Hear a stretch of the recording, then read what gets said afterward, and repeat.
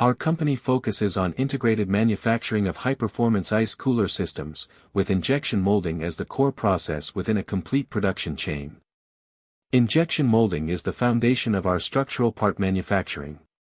We produce the key components of coolers, including the lid inner, liner, and body, using precision thermoplastic injection molding technology. These parts are engineered with controlled wall thickness, high dimensional accuracy, and stable mechanical performance to ensure consistent assembly and long-term durability. While injection molding defines the structural backbone of the product, it is fully integrated with downstream processes, including assembly, foaming, and final packaging. The molded components are transferred into automated assembly lines, where structural fitting and functional integration are completed. In the foaming stage, polyurethane insulation is injected between the inner and outer shells to achieve high thermal efficiency and rigidity reinforcement. Final assembly and packaging processes ensure product integrity, sealing performance, and readiness for global distribution.